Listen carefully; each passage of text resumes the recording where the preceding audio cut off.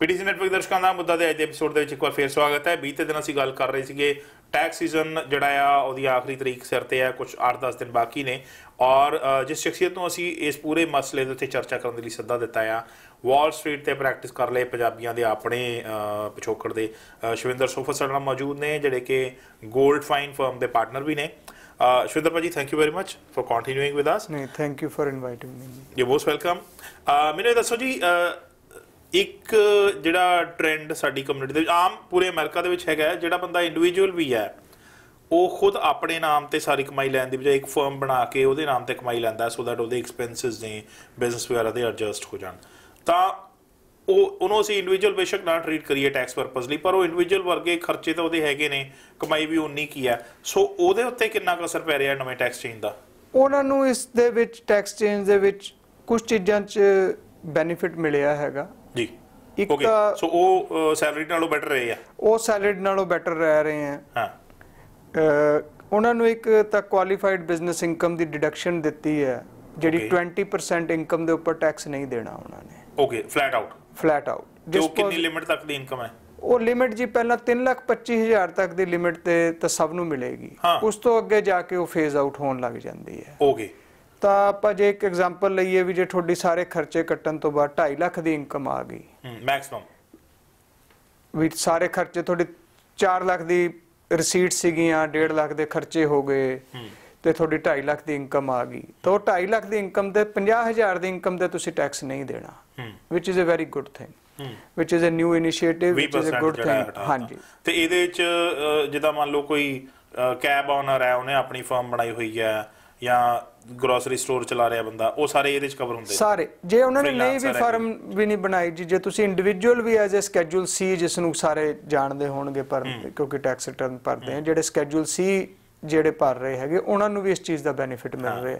So this is one effect which is beneficial to most people. Okay, ਤੇ ਇਹਦੇ ਨਾਲ ਉਹਨਾਂ ਨੇ ਫਿਰ ਦੁਬਾਰਾ ਇੱਕ ਡੈਪਰੀਸ਼ੀਏਸ਼ਨ ਦੇ ਵਿੱਚ ਕੁਝ ਰਾਹਤ ਦਿੱਤੀ ਹੈ, ਚਾਹੇ ਉਹ ਤੁਸੀਂ ਗੱਡੀਆਂ ਖਰੀਦਣ ਲਈ ਜਾਂ ਆਟੋ ਆਪਣਾ ਖਰੀਦਣ ਲਈ ਹੈ, ਉਹਦੇ 'ਚ 179 ਡੈਪਰੀਸ਼ੀਏਸ਼ਨ ਹੁੰਦਾ, ਜਿਸ ਤੁਸੀਂ ਪਹਿਲੇ ਸਾਲ ਜ਼ਿਆਦਾ ਕਰ ਸਕਦੇ ਹੋ। ਓਕੇ, ਤੇ ਜੇ ਥੋੜਾ ਜਿਹਾ ਜ਼ਿਆਦਾ ਬੜਾ ਬਿਜ਼ਨਸ ਹੈ, ਚਾਹੇ ਤੁਸੀਂ ਕੋਈ ਮਸ਼ੀਨਰੀ ਖਰੀਦ ਰਹੇ ਹੋ, ਕੋਈ ਇਕਵਿਪਮੈਂਟ ਲੈ ਰਹੇ ਹੋ, ਤੁਹਾਡਾ ਰੈਸਟੋਰੈਂਟ ਹੈ, ਤੁਸੀਂ ਉਹਦੇ 'ਚ ਕਿਚਨ ਦਾ ਇਕਵਿਪਮੈਂਟ ਪਾਉਣਾ ਹੈ, ਜਾਂ ਤੁਹਾਡਾ ਗੈਸ ਸਟੇਸ਼ਨ ਹੈ, ਤੁਸੀਂ ਉੱਥੇ ਪੰਪ ਚੇਂਜ ਕਰ ਰਹੇ ਹੋ, ਤਾਂ ਉਹਦੇ ਨਾਲ ਉਹ ਸਾਰੀਆਂ ਚੀਜ਼ਾਂ ਦੇ ਵਿੱਚ ਤੁਹਾਨੂੰ ਉਹਨਾਂ ਨੇ 179 ਦੀ ਐਗਜ਼ੈਂਪਸ਼ਨ ਦੇ ਵਿੱਚ ਬੈਨੀਫਿਟ ਦਿੱਤਾ। ਓਕੇ, ਤੇ ਇੱਕ ਚੀਜ਼ ਜਿਹੜੀ ਹਾਲੇ ਤੱਕ ਆਪਾਂ ਨੇ ਗੱਲ ਕੀਤੀ ਹੈਗੀ, ਜਿਹੜੀਆਂ ਚੀਜ਼ਾਂ ਇਸ ਦੇ ਨਾਲ ਨੁਕਸਾਨ ਹੋਇਆ, ਹੁਣ ਆਪਾਂ ਇੱਕ ਚੀਜ਼ ਦੀ ਗੱਲ ਕਰੀਏ ਜਿਹੜੀ ਦੇ ਨਾਲ ਫਾਇਦਾ ਹੋਇਆ ਨਵੇਂ ਇਸ ਦਾ, ਉਹ ਵੀ ਕਰਨੀ ਜ਼ਰੂਰੀ ਬਣਦੀ ਹੈ। ਬਿਲਕੁਲ, ਵੀ ਉਹਨਾਂ ਨੇ ਇਸ ਦੇ ਵਿੱਚ ਥੋੜੇ ਟੈਕਸ ਬ੍ਰੈਕਟ ਸਟ੍ਰੀਮਲਾਈਨ ਕਰਤੇ ਤੇ ਟੈਕਸ ਵੀ ਚੇਂਜ ਕਰਤਾ। ਹਾਈਐਸਟ ਟੈਕਸ ਜਿਹੜਾ ਜਾ ਕੇ 39.5 ਤੇ ਸੀਗਾ, ਉਹ 37 ਤੇ ਆ ਗਿਆ। ਓਕੇ, ਸੋ 2.5% ਦਾ ਇੰਟਰਸਟ ਹਾਈਐਸਟ ਟੈਕਸ ਬ੍ਰੈਕਟ ਨੂੰ ਚੇਂਜ ਹੋਇਆ। ਓਕੇ, ਤੇ ਹਰ ਬ੍ਰੈਕਟ ਦੇ ਵਿੱਚ ਉਹ ਰਾਹਤ ਮਿਲੀ ਹੈ, ਬਟ ਉਹ ਰਾਹਤ ਉਨੀ ਨਹੀਂ ਮਿਲੀ ਜਿੰਨਾ ਸਾਨੂੰ ਸਾਲ ਡਿਡਕਸ਼ਨ ਦੇ ਵਿੱਚ ਸਾਡੀਆਂ ਸਟੇਟਸ ਉਰੇ ਨਿਊਯਾਰਕ ਜਾਂ ਨੇੜੇ ਦੀਆਂ ਸਟੇਟਸ ਦੇ ਵਿੱਚ ਬਲੂ ਸਟੇਟਸ ਵਾਲਾ ਜਿਹੜਾ ਹੈਗਾ, ਉਹਦੇ 'ਚ ਉਨੀ ਰਾਹਤ ਦਾ ਸਾਨੂੰ ਉਨਾ ਫਾਇਦਾ ਨਹੀਂ ਹੋ ਰਿਹਾ ਜਿੰਨਾ ਸਾਨੂੰ ਉੱਥੇ ਨੁਕਸਾਨ ਹੋਇਆ ਹੈਗਾ। ਸੋ 2018 ਦੇ ਟੈਕਸ ਹੁਣ ਭਰਨ ਦਾ ਟਾਈਮ ਆ ਗਿਆ। ਤੁਸੀਂ ਦੱਸਿਆ ਐਕਸਟੈਂਸ਼ਨ ਡੈਡਲਾਈਨ ਅਪ੍ਰੈਲ 15 ਦੀ ਹੈ ਜੀ, ਤੁਸੀਂ ਐਕਸਟੈਂਸ਼ਨ ਵੀ ਫਾਈਲ ਕਰ ਸਕਦੇ ਹੋ ਜੇ ਤੁਸੀਂ ਨਹੀਂ ਤਿਆਰ ਹੈਗੇ, ਸਾਰੀ ਇਨਫੋਰਮੇਸ਼ਨ ਨਹੀਂ ਹੈ ਤਾਂ ਅਕਤੂਬਰ 15 ਤੱਕ ਦੀ ਤੁਹਾਨੂੰ ਐਕਸਟੈਂਸ਼ਨ ਮਿਲ ਜਾਏਗੀ 6 ਮਹੀਨੇ ਦੀ। ਬਟ ਉਹਦੇ ਵਿੱਚ ਇੱਕ ਥੋੜੀ ਜਿਹੀ ਮਿਸਅੰਡਰਸਟੈਂਡਿੰਗ ਕਈ ਵਾਰ ਰਹਿ ਜਾਂਦੀ ਹੈ ਕਿ ਲੋਕ ਸੋਚਦੇ ਆ ਵੀ ਅਸੀਂ ਜੇ ਐਕਸਟੈਂਸ਼ਨ ਭਰਤੀ ਤਾਂ ਉਹ ਸਿਰਫ ਫਾਈਲਿੰਗ ਦੀ ਐਕਸਟੈਂਸ਼ਨ ਹੈ, ਉਹ ਪੇਮੈਂਟ ਦੀ ਐਕਸਟੈਂਸ਼ਨ ਨਹੀਂ ਹੈ। ਜੇ ਕੋਈ ਤੁਹਾਡਾ ਟੈਕਸ ਬਣਦਾ ਤਾਂ ਉਹ ਐਕਸਟੈਂਸ਼ਨ ਦੇ ਨਾਲ ਐਜ਼ ਟੈਕਸ ਐਸਟੀਮੇਟ ਕਰਕੇ ਉਹਨੂੰ ਭਰ ਦਿਓ। ਓਕੇ, ਕਿਉਂਕਿ ਉਹ ਤਾਂ ਫਿਰ ਤੁਸੀਂ ਡਿਫਾਲਟ 'ਚ ਚੱਲ ਜਾਓਗੇ। ਡਿਫਾਲਟ ਨਹੀਂ ਹੈ ਜੀ, ਪੈਨਲਟੀ ਹੈ, ਇੰਟਰਸਟ ਹੈ।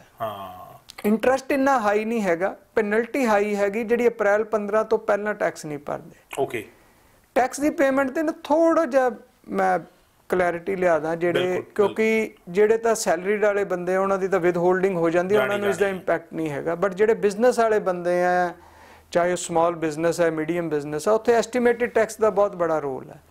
ਤਾਂ ਐਸਟੀਮੇਟਿਡ ਟੈਕਸ ਹੈ ਜੀ, ਹਰ ਕੁਆਟਰਲੀ ਜਿੰਨੀ ਵੀ ਤੁਹਾਡੀ ਇਨਕਮ ਹੁੰਦੀ ਹੈ ਉਸ ਤੇ ਤੁਸੀਂ ਟੈਕਸ ਦੇਣਾ। ਤੇ as a thumb of rule ਜੇ ਕਿਸੇ ਨੂੰ ਕੋਈ ਆਈਡੀਆ ਨਹੀਂ ਹੋ ਰਿਹਾ ਤਾਂ ਅਸੀਂ ਹਮੇਸ਼ਾ ਕਹੀਦਾ ਵੀ ਜਿੰਨੀ ਇਨਕਮ ਹੋ ਰਹੀ ਹੈ ਤੁਹਾਡੀ, ਜੇ ਤੁਸੀਂ ਤੁਹਾਡੀ ਰਸੀਟ ਤੇ ਖਰਚੇ ਕੱਢ ਕੇ ਜਿੰਨੀ ਇਨਕਮ ਹੋਈ ਹੈ ਰਫਲੀ ਉਹਦਾ 40% ਤੁਸੀਂ ਸਮਝ ਲਓ ਇਹ ਟੈਕਸਿਸ ਦਾ, 30% ਫੈਡਰਲ ਨੂੰ ਭੇਜ ਦਿਓ ਤੇ 10% ਸਟੇਟ ਨੂੰ ਭੇਜ ਦਿਓ ਤਾਂ ਤੁਸੀਂ ਕਦੀ ਵੀ ਇਹ ਨਹੀਂ ਹੋਏਗਾ, ਅੰਡਰ ਪੇ ਨਹੀਂ ਹੋਵੋਗੇ। Most of the time you will be better, refund ਆਏਗਾ ਜਾਂ ਕੋਈ ਐਂਡ ਆਫ ਦਾ ਈਅਰ ਕੋਈ ਜ਼ਿਆਦਾ ਨਹੀਂ ਪੇ ਕਰਨਾ ਪਏਗਾ ਤੁਹਾਨੂੰ, ਇੱਕੋਦਮ ਸਰਪ੍ਰਾਈਜ਼ ਨਹੀਂ ਆਏਗਾ ਵੀ ਮੇਰਾ ਬਹੁਤ ਬੜਾ ਟੈਕਸ ਹੈ। ਸੋ ਉਹਦੇ ਚ ਪਲੈਨਿੰਗ ਜ਼ਿਆਦਾ ਇੰਪੋਰਟੈਂਟ ਹੈ। ਇਹ ਹੋ ਸਕਦਾ ਹੈ ਕਿ ਪਹਿਲਾਂ ਆਂਦਾ ਕੈਸ਼ ਤੁਹਾਨੂੰ ਚੰਗਾ ਲੱਗਦਾ ਹੋਵੇ, ਤੁਸੀਂ ਸੋਚੋ ਕੋਈ ਨਾ ਆਖਰ ਚ ਦੇਖ ਲਾਂਗੇ, ਪਰ ਆਖਰ ਚ ਇਹ ਨਾ ਹੋਵੇ ਕਿ 2 ਮਹੀਨਿਆਂ ਦੀ ਕਮਾਈ ਸਿੱਧੀ ਉਹਦੇ ਚ ਚੱਲ ਜਾਵੇ ਸਾਰੀ, ਕਿਉਂਕਿ ਇੱਕ ਤਾਂ ਬਜਟ ਹਿਲ ਜਾਂਦਾ ਤੁਹਾਡਾ, ਬਿਲਕੁਲ। ਸੈਕਿੰਡ ਉੱਥੇ ਜੇ ਤੁਸੀਂ ਐਸਟੀਮੇਟਡ ਟੈਕਸ ਵੀ ਨਹੀਂ ਜੇ ਪੇ ਕਰਦੇ ਤਾਂ ਉਸਦੇ ਉੱਪਰ ਵੀ ਤੁਹਾਨੂੰ ਪੈਨਲਟੀ ਲੱਗਦੀ ਹੈ। ਸੋ ਤੁਸੀਂ ਬੇਸ਼ੱਕ ਅਕਤੂਬਰ 15 ਨੂੰ ਹਿਸਾਬ ਦਿਓ, ਪਰ ਪਹਿਲਾਂ ਐਸਟੀਮੇਟਡ ਟੈਕਸ ਤਾਂ ਪਾ ਕੇ ਛੱਡੋ। ਨਹੀਂ ਜੋ ਤਾਂ ਹੁਣ ਦੇਣਾ ਹੈਗਾ, ਬਟ ਜੇ ਡਿਊਰਿੰਗ ਦਾ ਈਅਰ ਜਿਵੇਂ 18 ਚੱਲ ਰਿਹਾ ਸੀ ਜਾਂ ਹੁਣ 19 ਚੱਲ ਰਿਹਾ ਤਾਂ ਹਰ ਕੁਆਟਰ ਆਪਣਾ ਐਸਟੀਮੇਟਡ ਟੈਕਸ ਭਰੋ, ਕਿਉਂਕਿ ਨਹੀਂ ਉਸ ਤੇ ਤੁਹਾਨੂੰ 0.5% ਦੀ ਪੈਨਲਟੀ ਪੈ ਰਹੀ ਹੈ ਹਰ ਮਹੀਨੇ ਦੀ। ਉਹ ਇੰਨੀ ਬੜੀ ਨਹੀਂ ਹੈ, ਬਟ ਜਿਹੜੀ ਤੁਸੀਂ ਅਪ੍ਰੈਲ 15 ਤੋਂ ਲੈ ਕੇ ਜੇ ਨਹੀਂ ਪੇਮੈਂਟ ਕਰਦੇ ਸਾਰੀ ਤਾਂ ਉਹ 5% ਹਰ ਮਹੀਨੇ ਦੀ ਪੈਨਲਟੀ ਹੈ ਜਦ ਤੱਕ 25% ਨਹੀਂ ਹੁੰਦੀ। ਸੋ ਉਹ ਬਹੁਤ ਬੜੀ ਪੈਨਲਟੀ ਹੋ ਜਾਂਦੀ। ਜੇ ਤੁਹਾਡਾ 10,000 ਟੈਕਸ ਬਣਦਾ ਤੇ ਤੁਸੀਂ ਨਹੀਂ ਦਿੱਤਾ ਤਾਂ ਤੁਹਾਨੂੰ $2,500 ਦੀ ਨਾਲ ਪੈਨਲਟੀ ਆ ਜੇ, ਉਹ 12,500 ਹੋ ਜਾਣਾ, ਤਾਂ ਉਹ ਬਹੁਤ ਬੜੀ ਹੈਗੀ। ਤਾਂ ਐਕਸਟੈਂਸ਼ਨਸ ਫਾਈਲ ਕਰ ਸਕਦੇ ਹੋ, ਬਟ ਮੇਕ ਸ਼ੋਰ ਤੁਸੀਂ ਉਨਾ ਟੈਕਸ ਜ਼ਰੂਰ ਪੇ ਕਰ ਦਈਏ ਵੀ ਤੁਹਾਨੂੰ ਬਾਅਦ ਚੋਂ ਕੋਈ ਵੱਡੀ ਪੈਨਲਟੀ ਨਾ। ਓਕੇ, ਹੁਣ ਜਿਨ੍ਹਾਂ ਨੇ ਇਸ ਵਾਰ ਦਾ ਟੈਕਸ ਭਰਨਾ ਆ, ਕਿਹੜੇ ਮੇਜਰ ਪੁਆਇੰਟਸ ਉਹ ਦਿਮਾਗ 'ਚ ਰੱਖ ਲੈਣ ਆਪਣੇ ਪੇਪਰ ਇਕੱਠੇ ਕਰਨ ਲੱਗਿਆ? ਮੌਰਗੇਜ ਦੇ ਨਾਲ ਕੁਝ ਸੰਬੰਧਿਤ ਕੁਝ ਧਿਆਨ ਰੱਖਣਾ ਪੈਣਾ? ਉਹਨਾਂ ਦੇ ਪੇਪਰ ਜਿਹੜੇ ਉਹਨਾਂ ਨੂੰ ਚਾਹੀਦੇ ਆ ਜੀ, ਮੇਨ ਉਹ 2 ਕੈਟੇਗਰੀਜ਼ ਹੈਗੀਆਂ। ਫਿਰ ਜਿਹੜੇ ਸੈਲਰੀਡ ਵਾਲੇ ਹੈਗੇ, ਕੁਝ ਚੀਜ਼ਾਂ ਸਾਰਿਆਂ ਲਈ ਕਾਮਨ ਹੈ। ਸੈਲਰੀਡ ਵਾਲਿਆਂ ਲਈ W2 ਇੰਪੋਰਟੈਂਟ ਹੈ ਸਭ ਤੋਂ ਜ਼ਿਆਦਾ। ਫਿਰ ਉਹਨਾਂ ਦੀ ਉਹ ਤੇ ਬੇਸਿਕ ਚੀਜ਼ ਹੈ ਔਰ ਸੌਖੀ ਹੈ, ਜਿਹੜੀ ਸਾਰੀਆਂ ਚੀਜ਼ਾਂ ਸੌਖੀਆਂ ਜੀ। ਸਾਰੀ ਇਨਫੋਰਮੇਸ਼ਨ ਬਾਹਰੋਂ ਥਰਡ ਪਾਰਟੀਜ਼ ਤੋਂ ਆਣੀ ਹੈ, ਚਾਹੇ ਤੁਹਾਨੂੰ ਇੰਟਰਸਟ ਤੇ ਡਿਵੀਡੈਂਡ ਆਇਆ, ਚਾਹੇ ਤੁਸੀਂ ਕੋਈ ਮੌਰਗੇਜ ਦਾ ਇੰਟਰਸਟ ਹੈਗਾ, ਚਾਹੇ ਰੀਅਲ ਏਸਟੇਟ ਦੀ ਪੇਮੈਂਟ ਹੈਗੀ। ਮੇਨ ਚੀਜ਼ਾਂ ਇਹ ਹੈਗੀਆਂ। ਬਟ ਜਿਹੜੇ ਦਾ ਨਾਲ ਆਪਣਾ ਬਿਜ਼ਨਸ ਹੈ ਉਹਦੇ ਨਾਲ ਐਡੀਸ਼ਨਲ ਇਨਕਮ ਉਹਨੂੰ ਚਾਹੀਦੀ ਹੈ ਵੀ ਮੈਨੂੰ ਕਿੰਨੀ ਇਨਕਮ ਆਈ, ਉਹਦੇ ਲਈ ਵੀ ਰਿਪੋਰਟਾਂ ਆਉਂਦੀਆਂ ਉਹਨਾਂ ਕੋਲ। 1099K ਆਉਂਦਾ ਜਿਹੜੀ ਕ੍ਰੈਡਿਟ ਕਾਰਡ ਤੋਂ ਰਸੀਟਸ ਹੈ, ਬਟ ਹਰ ਚੀਜ਼ ਕ੍ਰੈਡਿਟ ਕਾਰਡ ਤੇ ਨਹੀਂ ਹੁੰਦੀ। ਸੋ ਤੁਹਾਡੀ ਬੈਂਕ ਦੀ ਰਸੀਟ ਹਮੇਸ਼ਾ ਜ਼ਿਆਦਾ ਹੁੰਦੀ ਹੈ ਕ੍ਰੈਡਿਟ ਕਾਰਡ ਤੋਂ। ਸੋ ਬੈਂਕ ਸਟੇਟਮੈਂਟਸ ਤੋਂ ਤੁਹਾਡਾ ਰੀਕੈਪ ਹੋਣਾ ਚਾਹੀਦਾ, ਉਹ ਚਾਹੇ ਤੁਸੀਂ ਆਪ ਬਣਾਓ ਜਾਂ ਕਿਸੇ ਅਕਾਊਂਟਿੰਗ ਫਰਮ ਤੋਂ ਕਰਾਓ। ਉਹਦਾ ਜਿਹੜਾ ਰੀਕੈਪ ਹੈਗਾ, ਤੁਹਾਡੀ ਇਨਕਮ ਕਿੰਨੀ ਹੋਈ, ਐਕਸਪੈਂਸ ਕਿੰਨੇ ਹੋਏ। ਸੋ ਮੇਨ ਇਹ ਫਰਕ ਹੈਗਾ ਬਿਜ਼ਨਸ ਵਾਲਿਆਂ ਲਈ, ਬਾਕੀ ਤਾਂ ਸਾਰੀਆਂ ਆਈਟਮਸ। ਓਕੇ, ਕਿਉਂਕਿ ਅਸੀਂ ਪੰਜਾਬੀ ਚੈਨਲ ਆ, ਅਸੀਂ ਇੰਡੀਅਨ ਕਮਿਊਨਿਟੀ ਨੂੰ ਕੇਟਰ ਕਰਦੇ ਹਾਂ, ਪੰਜਾਬੀਆਂ ਨੂੰ ਕੇਟਰ ਕਰਦੇ ਹਾਂ, ਔਰ ਅਮਰੀਕਾ ਤੇ ਇੰਡੀਆ ਦੇ ਆਪਸ ਦੇ ਵਿੱਚ ਟੈਕਸੇਸ਼ਨ ਦੇ ਮਾਮਲੇ 'ਚ ਇਨਫੋਰਮੇਸ਼ਨ ਸ਼ੇਅਰਿੰਗ ਦੇ ਸੰਬੰਧ ਹੈਗੇ ਨੇ। ਹਾਂਜੀ, ਰਾਈਟ। ਸੋ ਉਸ ਕੇਸ ਦੇ ਵਿੱਚ ਸਾਡੇ ਤਾਂ ਮੈਨੂੰ ਲੱਗਦਾ ਅੱਧਿਓਂ ਵੱਧ ਲੋਕ ਐਸੇ ਹੋਣੇ ਜਿਨ੍ਹਾਂ ਦਾ ਕੁਛ ਨਾ ਕੁਛ ਇੰਡੀਆ 'ਚ ਹੈਗਾ। ਰਾਈਟ। ਬੇਸ਼ੱਕ ਉਹ ਖੇਤੀਬਾੜੀ ਦੀ ਜ਼ਮੀਨ ਕਿਰਾਏ ਤੇ ਆ ਜਾਂ ਕੋਈ ਘਰ ਹੈ ਕਿਰਾਏ ਤੇ, ਜਾਂ ਉਹਦੀ ਪ੍ਰੋਪਰਟੀ ਉੱਦਾਂ ਹੀ ਹੈਗੀ ਆ ਜੇ ਇਨਕਮ ਨਹੀਂ ਵੀ ਜਨਰੇਟ ਕਰਦੀ। ਪਹਿਲਾਂ ਤਾਂ ਇਹ ਦੱਸੋ ਕਿ ਜਦੋਂ ਇਨਫੋਰਮੇਸ਼ਨ ਸ਼ੇਅਰ ਹੁੰਦੀ ਹੈ ਤਾਂ ਕੀ ਇਕੱਲੀ ਪ੍ਰੋਪਰਟੀ ਦੀ ਵੈਲਿਊ ਵੀ ਉਹਦੇ 'ਚ ਮਾਇਨਾ ਰੱਖਦੀ ਹੈ ਜਾਂ ਇਨਕਮ ਦਾ ਆਉਣਾ ਮਾਇਨਾ ਰੱਖਦਾ? ਦੇਖੋ, ਪ੍ਰੋਪਰ ਜਿਹੜੀ ਇਨਫੋਰਮੇਸ਼ਨ ਪਹਿਲਾਂ ਆਪਾਂ ਦੇਖੀ, ਇਨਫੋਰਮੇਸ਼ਨ ਇਸ ਤਰ੍ਹਾਂ ਨਹੀਂ ਸ਼ੇਅਰ ਹੋ ਰਹੀ ਵੀ ਉੱਥੇ ਇਨਕਮ ਟੈਕਸ ਦੀਆਂ ਰਿਟਰਨਾਂ ਨਹੀਂ ਸ਼ੇਅਰ ਕਰੀਆਂ ਜਾ ਰਹੀਆਂ। ਇਨਫੋਰਮੇਸ਼ਨ ਹਲੇ ਜਿਹੜੀ ਸ਼ੇਅਰ ਹੋਣ ਲੱਗੀ ਆ ਉਹ ਬੈਂਕਿੰਗ ਇਨਫੋਰਮੇਸ਼ਨ ਹੈ। ਉਹਨਾਂ ਨੇ ਬੈਂਕਿੰਗ ਤੇ ਲਗਾਇਆ ਵੀ ਜੇ ਤੁਹਾਡਾ ਬੈਂਕ ਅਕਾਊਂਟ ਇੰਡੀਆ 'ਚ ਹੈਗੇ ਤਾਂ ਉਹ ਇੱਕ ਇਨਫੋਰਮੇਸ਼ਨ ਸਾਰੇ ਇੰਟਰਨੈਸ਼ਨਲ ਲੈਵਲ ਤੇ ਹੁਣ ਹੁੰਦੀ ਹੈ ਸ਼ੇਅਰ, ਜਿਹਦੇ ਨਾਲ ਤੁਸੀਂ ਜੇ ਉਰੇ US ਦੇ ਵਿੱਚ ਗ੍ਰੀਨ ਕਾਰਡ ਹੋਲਡਰ ਹੋ ਜਾਂ ਰੈਜ਼ੀਡੈਂਟ ਹੋ, ਚਾਹੇ H1 ਤੇ ਵੀ ਹੋ, ਜਾਂ ਤੁਸੀਂ ਸਿਟੀਜ਼ਨ ਹੋ, ਤਾਂ ਜੇ ਤੁਹਾਡੇ ਫੋਰਨ ਦੇ ਵਿੱਚ ਬੈਂਕ ਅਕਾਊਂਟ ਆ ਤੁਹਾਨੂੰ ਉਰੇ ਰਿਪੋਰਟ ਕਰਨੇ ਪੈਂਦੇ, ਤੁਹਾਨੂੰ ਦੱਸਣਾ ਪੈਂਦਾ ਵੀ ਮੇਰੇ ਅਕਾਊਂਟ ਹੈ। ਜੇ ਤੁਸੀਂ ਇੰਡੀਆ 'ਚ ਰਹਿ ਰਹੇ ਹੋ ਤਾਂ ਤੁਹਾਨੂੰ ਇੰਡੀਆ 'ਚ ਵੀ ਦੱਸਣਾ ਪੈ ਰਿਹਾ। ਹੁਣ ਇੰਡੀਆ ਵਾਲਿਆਂ ਨੇ ਵੀ ਉਸ ਤਰ੍ਹਾਂ ਹੀ ਕਰਤਾ। ਬਿਲਕੁਲ। ਤੇ ਜੇ ਹੁਣ ਤੁਹਾਡੇ ਅਕਾਊਂਟ ਹੈਗੇ ਇੰਡੀਆ 'ਚ ਤਾਂ ਇੰਡੀਆ ਵਾਲੇ ਉੱਥੇ TDS ਕੱਟ ਲੈਂਦੇ ਆ, ਤੁਹਾਡਾ ਟੈਕਸ ਕੱਟ ਲੈਂਦੇ ਆ ਪਹਿਲਾਂ, ਤਾਂ ਤੁਹਾਨੂੰ ਉੱਥੇ ਰਿਟਰਨ ਭਰਨੀ ਪੈਂਦੀ ਹੈ ਇੰਡੀਆ ਦੇ ਵਿੱਚ। ਬਿਲਕੁਲ। ਤੇ ਤੁਹਾਨੂੰ ਉਹੀ ਇਨਕਮ ਉਰੇ ਵੀ ਰਿਪੋਰਟ ਕਰਨੀ ਪੈਂਦੀ ਹੈ, ਕਿਉਂਕਿ US ਦੇ ਵਿੱਚ ਵਰਲਡ ਵਾਈਡ ਇਨਕਮ ਰਿਪੋਰਟ ਕਰਨੀ ਪੈਂਦੀ ਹੈ। US ਦਾ ਇੱਕ ਥੋੜਾ ਜਿਹਾ ਟੈਕਸ ਦਾ ਇਹ ਡਿਫਰੈਂਸ ਹੈਗਾ ਹੋਰਾਂ ਨਾਲੋਂ। ਹੋਰ ਤਾਂ ਜਿਹੜੇ ਹੈਗੇ ਨਾ ਆਪਣੇ ਖਿੱਤੇ 'ਚ ਕਹਿ ਲਓ, ਉਹਨੂੰ ਟੈਰੀਟੋਰੀਅਲ ਜੁਰਿਸਡਿਕਸ਼ਨ ਅਸੀਂ ਕਹਿੰਦੇ ਆ। ਹਾਂਜੀ, ਟੈਰੀਟੋਰੀਅਲ ਟੈਕਸੇਸ਼ਨ ਕਹਿੰਦੇ ਆ ਅਸੀਂ, versus world wide. US world wide ਹੈਗੀ। ਤਾਂ ਸੋ ਸਾਡੇ ਬੰਦੇ ਖਾਸ ਕਰ, ਕਿਉਂਕਿ ਸਾਡੀ ਉੱਥੇ ਪਿੱਛੇ ਕੋਈ ਨਾ ਕੋਈ ਰੈਂਟਲ ਪ੍ਰੋਪਰਟੀ ਹੁੰਦੀ ਹੈ ਜਾਂ ਘਰ ਹੁੰਦਾ, ਤੇ ਬਾਅਦ ਚੋਂ ਅਸੀਂ ਰੈਂਟ ਤੇ ਕਰਤਾ ਜਾਂ ਕੋਈ ਕਮਰਸ਼ੀਅਲ ਚੀਜ਼ ਰੈਂਟ ਤੇ ਕੀਤੀ ਹੋਈ ਹੈ ਜਾਂ ਸਾਨੂੰ ਇੰਟਰਸਟ ਤੇ ਡਿਵੀਡੈਂਡ ਆ ਰਿਹਾ ਉੱਥੋਂ ਐਫਡੀਆਂ ਪੁਰਾਣੀਆਂ ਪਈ। ਸੋ ਜਿਹੜੀ ਵੀ ਅਸੀਂ ਉੱਥੇ ਇਨਕਮ ਟੈਕਸ ਦੀ ਰਿਟਰਨ ਭਰਦੇ ਹਾਂ ਹਮੇਸ਼ਾ ਆਪਣੇ ਸੀਪੀਏ ਨੂੰ ਜ਼ਰੂਰ ਦਿਓ ਤਾਂ ਕਿ ਉਹ ਉਰੇ ਰਿਪੋਰਟ ਕੀਤੀ ਜਾਵੇ। ਉਹਦੇ ਨਾਲ ਟੈਕਸ ਇੰਨਾ ਨਹੀਂ ਪੈਂਦਾ ਕਿਉਂਕਿ ਉਹਦਾ ਫੋਰਨ ਦਾ ਜਿਹੜਾ ਅਸੀਂ ਉੱਥੇ ਇੰਡੀਆ 'ਚ ਟੈਕਸ ਦਿੰਦੇ ਹਾਂ ਉਹਦਾ ਫੋਰਨ ਟੈਕਸ ਕ੍ਰੈਡਿਟ ਮਿਲ ਜਾਂਦਾ ਸਾਨੂੰ। ਸੋ ਡਬਲ ਟੈਕਸੇਸ਼ਨ ਨਹੀਂ ਹੋਏਗੀ। ਡਬਲ ਟੈਕਸੇਸ਼ਨ ਪੂਰੀ ਤਰ੍ਹਾਂ ਨਹੀਂ ਹੈਗੀ। ਸਾਨੂੰ ਕਈ ਵਾਰ ਡਾਲਰ ਪਰ ਡਾਲਰ ਕ੍ਰੈਡਿਟ ਨਹੀਂ ਮਿਲਦਾ ਪਰ ਬਹੁਤ ਜ਼ਿਆਦਾਤਰ ਸਾਨੂੰ ਉਹਦਾ ਫੋਰਨ ਟੈਕਸ ਦਾ ਕ੍ਰੈਡਿਟ ਮਿਲ ਜਾਂਦਾ। ਓਕੇ, ਇੱਕ ਸਵਾਲ ਇਹਦੇ ਨਾਲ ਜੁੜਦਾ ਇਹ ਵੀ ਹੈ ਕਿ ਜਦੋਂ ਤੁਸੀਂ ਬੈਂਕ ਦੇ ਅਕਾਊਂਟ ਦੀ ਇਨਫੋਰਮੇਸ਼ਨ ਸ਼ੇਅਰ ਕਰਨੀ ਹੈ ਤਾਂ ਕੀ ਉਹਦੇ ਵਿੱਚ ਪਿਆ ਅਮਾਊਂਟ ਮਾਇਨੇ ਰੱਖਦਾ? ਇੱਕ ਛੋਟੀ ਜਿਹੀ ਬ੍ਰੇਕ ਲੈਣੇ, ਬ੍ਰੇਕ ਦੇ ਬਾਅਦ ਵਾਪਸ ਆ ਕੇ ਇਸ ਗੱਲ ਦੇ ਉੱਤੇ ਔਰ ਹੋਰ ਬਾਕੀ ਪੁਆਇੰਟਸ ਦੇ ਉੱਤੇ ਚਰਚਾ ਕਰਦੇ ਹਾਂ।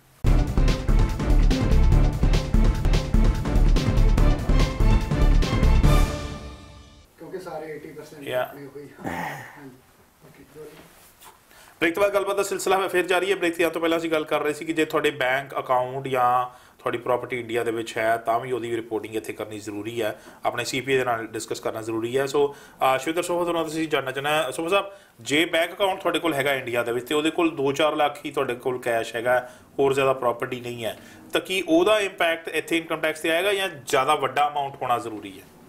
ਦੇਖੋ ਉੱਥੇ ਜੇ ਤੁਹਾਨੂੰ ਇੰਟਰਸਟ ਕੋਈ ਵੀ ਆ ਰਿਹਾ ਤਾਂ ਉਹ ਤਾਂ ਤੁਸੀਂ ਆਪਣੀ ਇਨਕਮ ਦੇ ਵਿੱਚ ਉਰੇ ਰਿਪੋਰਟ ਕਰਨਾ ਜ਼ਰੂਰੀ ਹੈ।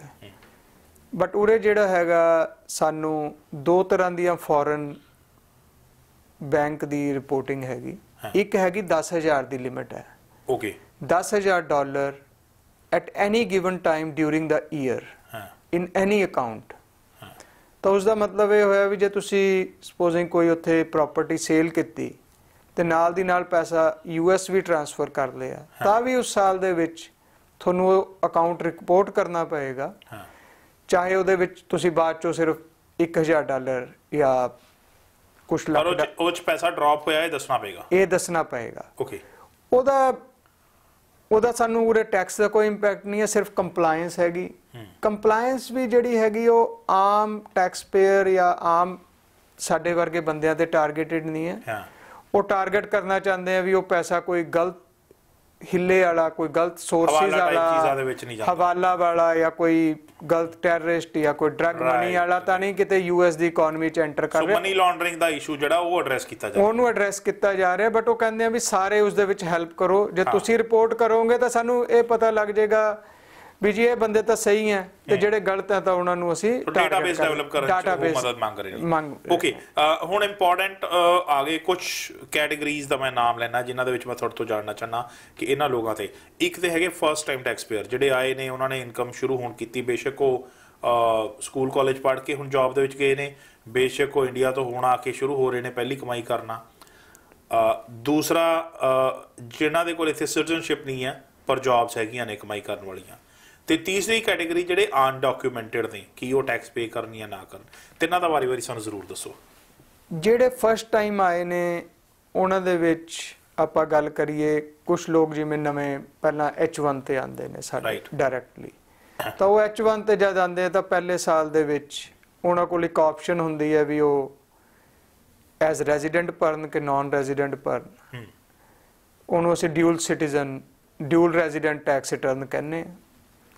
ਤੇ ਉਹਦੇ 'ਚ ਇਹ ਆ ਵੀ ਜਿਹੜੀ ਇਨਕਮ ਜਿੰਨੇ ਮਹੀਨਿਆਂ ਦੀ ਤੁਹਾਡੀ US 'ਚ ਹੈ ਤੁਸੀਂ ਐਜ਼ ਰੈਜ਼ੀਡੈਂਟ ਭਰ ਦਿਓ, ਉਹ ਤੁਹਾਨੂੰ ਬੈਟਰ ਟੈਕਸ ਐਡਵਾਂਟੇਜ ਹੀ ਰਹਿੰਦਾ, ਪ੍ਰੋ ਰਾਟਾ ਹੋ ਜਾਂਦੀ ਹੈ। ਹਾਂਜੀ, ਕਿਉਂਕਿ ਪਿੱਛੇ ਦੀ ਇਨਕਮ ਜਿਹੜੀ ਤੁਸੀਂ ਕੋਈ ਇੰਡੀਆ 'ਚ ਪਹਿਲਾਂ ਜੌਬ ਕਰਦੇ ਹੁੰਦੇ ਹੋ ਉਰੇ ਰਿਪੋਰਟ ਕਰਨ ਦੀ ਜ਼ਰੂਰਤ ਨਹੀਂ ਹੈਗੀ, ਉਹਨਾਂ ਨੂੰ ਉਸ ਤੋਂ ਮਤਲਬ ਨਹੀਂ ਹੈਗਾ।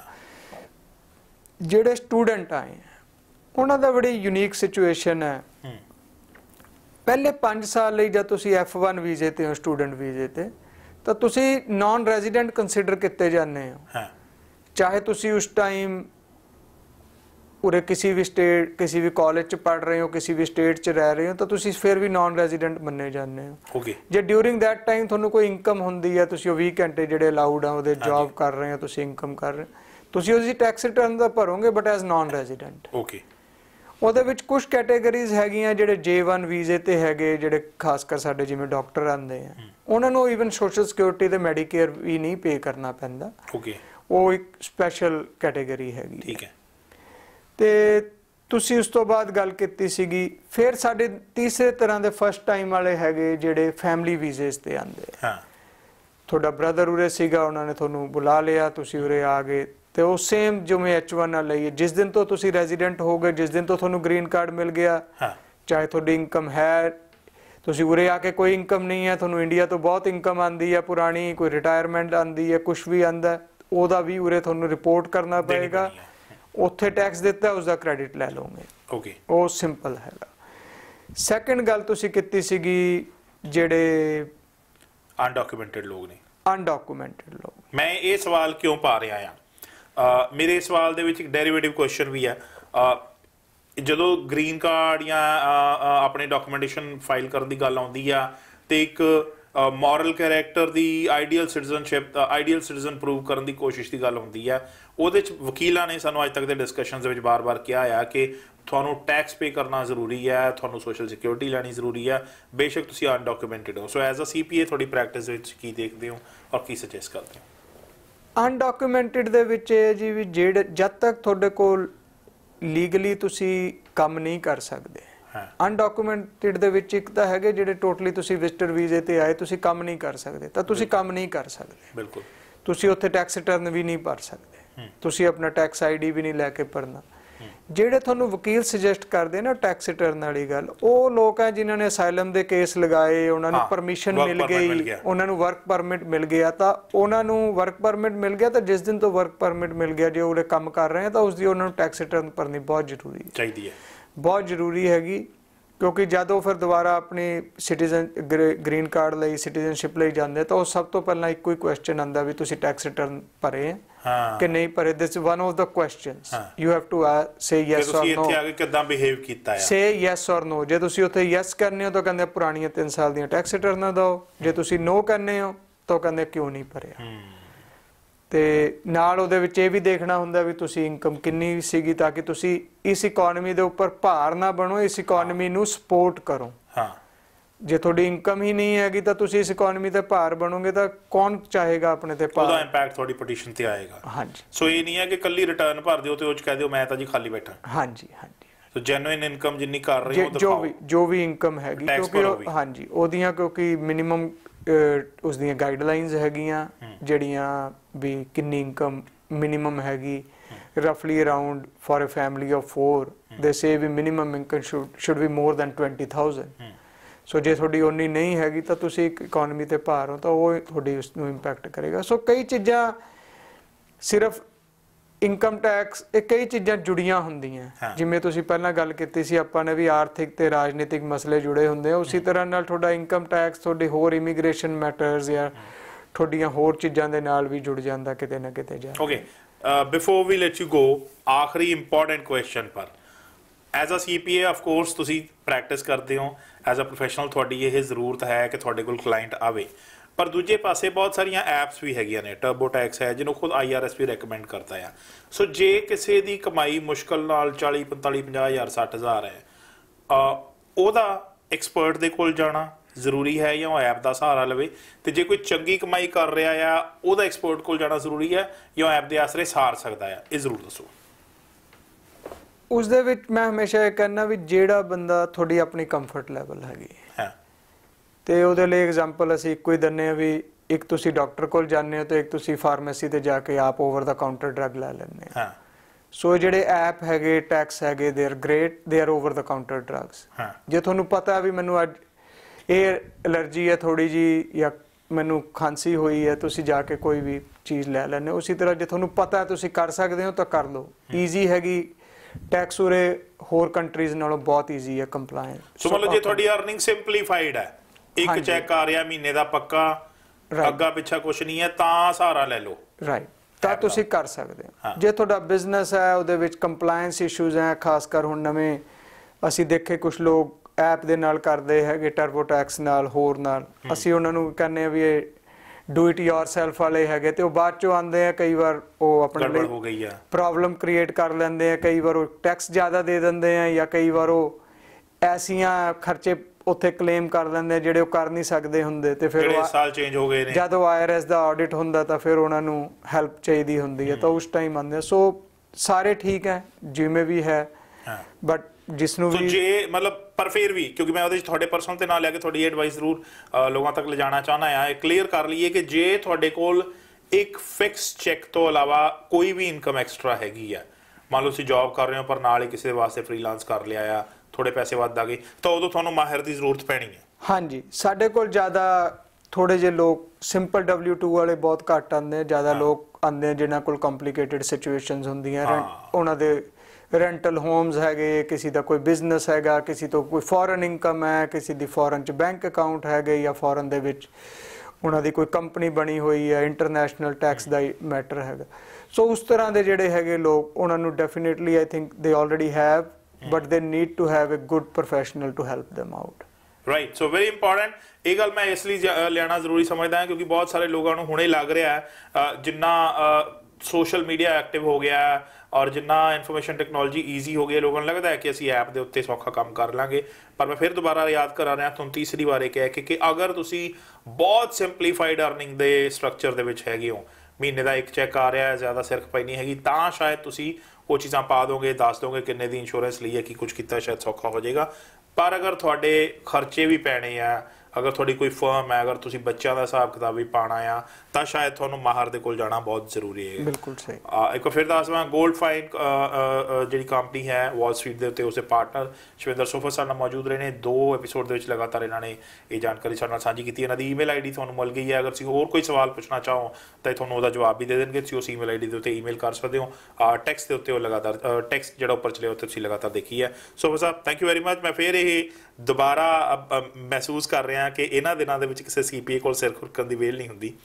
ਤੁਸੀਂ ਇੰਨਾ ਲੰਬਾ ਟਰੈਵਲ ਕਰਕੇ ਮੇਰੇ ਕੋਲ ਪਹੁੰਚੇ ਹੋ, ਬਹੁਤ ਬਹੁਤ ਸ਼ੁਕਰੀਆ ਜੀ। ਨਹੀਂ, ਧੰਨਵਾਦ ਤੁਹਾਡਾ। ਜੇ ਇਸ ਦੇ ਨਾਲ ਕਿਸੇ ਨੂੰ ਵੀ, ਸਾਡੇ ਕਮਿਊਨਿਟੀ ਮੈਂਬਰ ਨੂੰ ਇਹਦਾ ਫਾਇਦਾ ਹੁੰਦਾ ਬਿਲਕੁਲ, ਤਾਂ ਬਹੁਤ ਅੱਛਾ ਲੱਗੇਗਾ। ਔਰ ਅਗਲੇ ਐਪੀਸੋਡ ਦੇ ਵਿੱਚ ਫਿਰ ਕਿਸੇ ਹੋਰ ਇਸ਼ੂ ਦੇ ਨਾਲ ਮਿਲਦੇ ਹਾਂ ਜੀ। ਧੰਨਵਾਦ।